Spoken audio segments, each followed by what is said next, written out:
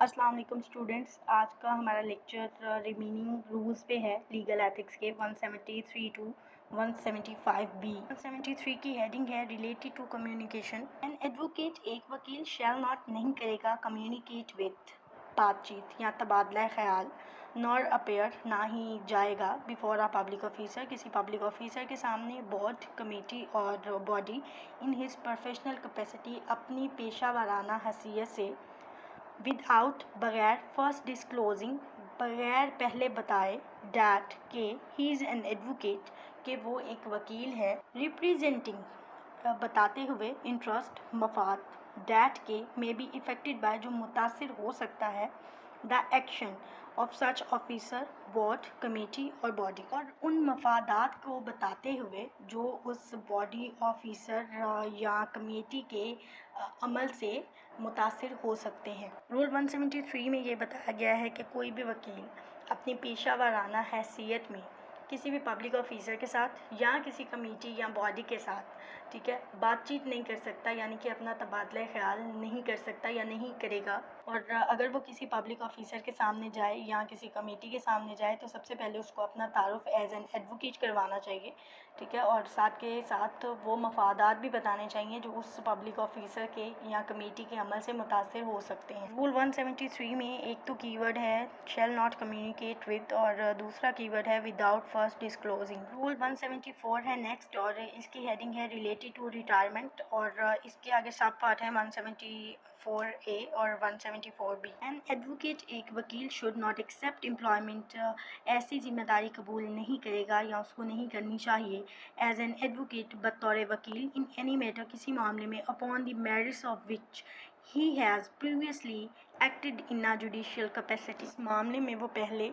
अमल कर चुका हो या जिस मामले या मुकदमे की पहले वो पैरवी कर चुका हो। इसमें यह बयान किया गया है कि किसी भी वकील को ऐसी खिदमत कबूल नहीं करनी चाहिए जो इस पर वो पहले ही जुडिशियल कैपेसिटी में रहते हुए अमल कर चुका हो। एन एडवोकेट वकील having once held public office जिसने पहले सरकारी जिम्मेदारी कबूल की और having been in public employment या किसी सरकारी जिम्मेदारी में रहा होगा शुड नॉट नहीं करना चाहिए आफ्टर हिज रिटायरमेंट अपनी रिटायरमेंट के बाद एक्सेप्ट एम्प्लॉयमेंट ऐसी जिम्मेदारी को कबूल in connection with any matter ऐसा मामला जिसके साथ उसका लिंक होगा यानी कि उसका कनेक्शन होगा ही हैज़ इन्वेस्टिगेटेड जो उसने तफ्तीश की होगी और dealt with while in such office not employment except in support thereof कोई ऐसा मामला जिसकी दौरान मुलाजमत उसने तफ्तीश की होगी सिवाय उसकी हिमायत के ऐसी कोई जिम्मेदारी कबूल नहीं करेगा। इसमें यह बयान किया गया है कि एक वकील जिसने पहले सरकारी ज़िम्मेदारी ली हो या सरकारी मुलाजमत में रहा हो और उस मुलाजमत के अंदर रहते हुए उसने कोई किसी मामले की तफ्तीश की हो, जब वो उसने तफ्तीश की होती है तो आपको पता है उसको सारे डार्क फैक्ट्स का पता होता है, ठीक है। तो ऐसा मामला आ जाता है उसी पुराने चीज़ को लेके तो वो उसमें ज़िम्मेदारी कबूल नहीं करेगा, क्योंकि अगर वो करेगा तो ये प्रोफेशनल एथिक्स के ख़िलाफ़ है और ज़ाहिर है उसे सारे फैक्ट्स का पता होगा, सिर्फ उसकी हमायत कर सकता है, ठीक है, लेकिन ज़िम्मेदारी कबूल नहीं करेगा। नेक्स्ट है रूल 174 का सब पार्ट 174A और इसकी हेडिंग नोट कर लें related to previous designation. Designation का मतलब होता है ओहदा और प्रीवियस का मतलब आप लोगों को पता है सबका। ये बहुत इंपॉर्टेंट है 174A, इसमें से MCQ आ सकता है, आता भी रहा है, तो ये बहुत इंपॉर्टेंट है। नो एडवोकेट विल यूज़ कोई वकील इस्तेमाल नहीं करेगा, यहाँ पे नेक्स्ट वर्ड है दिस, ठीक है। मुझे नहीं पता ये प्रिंटिंग गलती है या कानून साजी की गलती है क्योंकि यहाँ पे ही जाना चाहिए था, लेकिन ये दिस है। दिस प्रीवियस डेजिग्नेशन अपना पुराना ओहदा और पोस्ट का मतलब ही ओहदा ही होता है, सच एज जैसा कि रिटायर्ड जस्टिस, एक्स जज, retired general, x attorney general, x advocate general. तो ये बयान किया गया है कि कोई भी वकील अपना पुराना ओहदा जिस पे वो रह चुका होगा, जैसे एक्स जस्टिस या एक्स जज जैसे जो ओहदे हैं, ठीक है, उनका इस्तेमाल नहीं करेगा। Or use any ex designation post or calling in any manner whatsoever. Prefix का मतलब होता है साबका और सफिक्स का मतलब होता है लहाका। Either on letter heads, name plates, sign board, visiting cards or in any form during the period of his practice as an advocate at any time. اور اس میں یہ بیان کیا گیا ہے کہ وہ کوئی بھی اپنا عہدہ ٹھیک ہے سابقہ یا لاحقہ طور پہ وزٹنگ کارڈ میں ٹھیک ہے اور لیٹر ہیڈز میں یا کسی بھی سائن بورڈ میں اور اپنی بطور وکیل اپنی پریکٹس کے دوران وہ اپنے ساتھ نہیں لگائے گا. 175A بذات خود ایک MCQ ہے ٹھیک ہے. تو اس میں وہ یہ پوچھ سکتا ہے کہ کوئی بھی وکیل جو اپنے نام کے ساتھ ہے پریویس ڈیزیگنیشن کون کون سی نہیں لگا سکتا, یا وہ پوچھ سکتا ہے کہ کیا کوئی وکیل اپنی نام کے ساتھ پریویس ڈیزیگنیشن لگا سکتا ہے ٹھیک ہے. تو یہ امپورٹنٹ ہے. نیکسٹ رول 174 کا سب پارٹ بی ہے اور اس میں انہوں نے بورڈ کا سائز بتا دیا. یہ بھی موسٹ امپورٹنٹ MCQ ہے اور 2-3 دفعہ آ چکا ہے لاء گیٹ میں.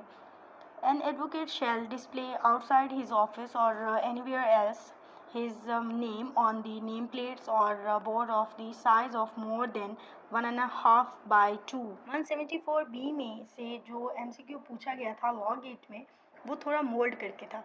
ایک بک میں تو انہوں نے بالکل وہی پوچھ لیا تھا 1.5 by 2 ٹھیک ہے, 1/2 ضرب 2, اور جو دوسرا تھا وہ انہوں نے پوچھ لیا تھا 1.5 by 2 ٹھیک ہے.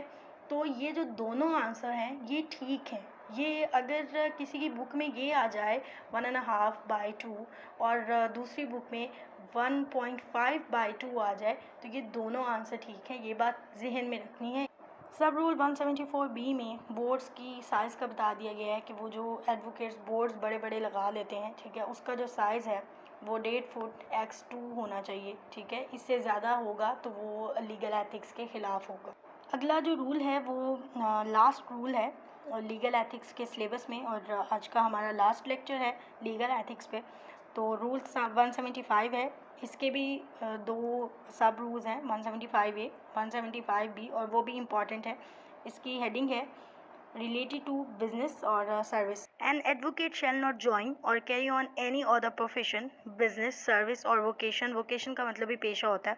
اور shall not be an active partner or a salarized official or servant in or be subject to the terms and conditions of service of the government, semi-government or autonomous body or any other organization or institution, public اور private. اس میں یہ بیان کیا گیا ہے کہ کوئی بھی وکیل ایسی ملازمت ایسا شعبہ جو تنخواہ داری کا ہو ٹھیک ہے, یا سیمی گورنمنٹ ہو, پرائیویٹ ہو, گورنمنٹ ہو ٹھیک ہے, وہ جوائن نہیں کرے گا. ابھی ایکسپلین کیا تھا وہ تھا سب رول 1 اور سب رول 2 کہتا ہے any violation of sub role 1 by N advocate shell Intel consequence as provided in role 108O. Intel کا لفظی مطلب ہوتا ہے داخل ہونا, اور اس میں یہ بیان کیا گیا ہے کہ کوئی بھی وکیل سب رول 1 میں بتائی گئی جو بھی کنڈیشنز ہیں یا ٹرمز ہیں ان کی خلاف ورزی کرتا ہے تو وہ اس ایکٹ کے تھرو 108 کے تحت ٹھیک ہے سزا کا حقدار ہوگا.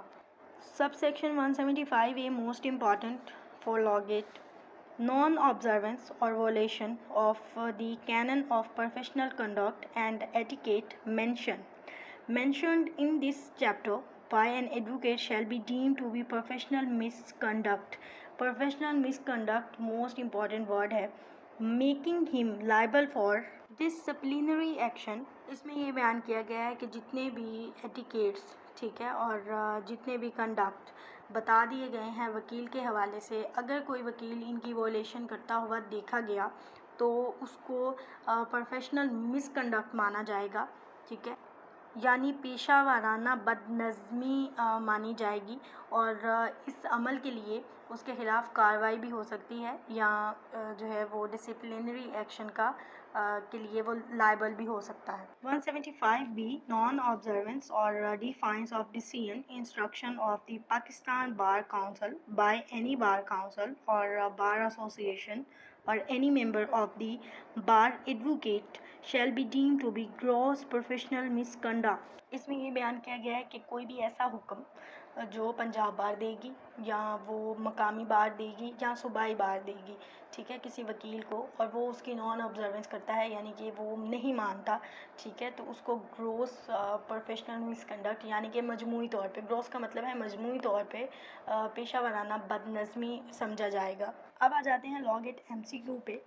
جو یہ دونوں سب سیکشن ہیں 175A اور 175B، اس میں ایک ورڈ بالکل کامن ہے اور یہی MCQ بھی ہے۔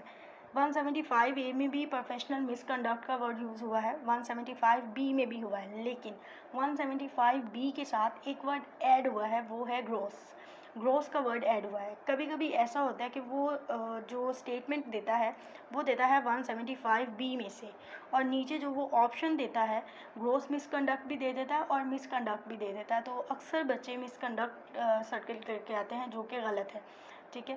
آپ لوگوں نے ان دونوں اسٹیٹمنٹ میں سے یہ یاد رکھنا ہے کہ جو پہلے والی اسٹیٹمنٹ ہے اس میں کینون آف پروفیشنل کنڈکٹ کی بات ہو رہی ہے، جبکہ جو 175B ہے اس میں پنجاب بار کی بات ہو رہی ہے، ٹھیک ہے۔ تو جہاں پہ بھی پنجاب بار کی بات ہوئے گی تو وہ مجموعی طور پہ، ٹھیک ہے، وہ مس کنڈکٹ ہوگا، لیکن جہاں پہ کینون کی بات ہوگی تو وہ صرف مس کنڈکٹ مانا جائے گا۔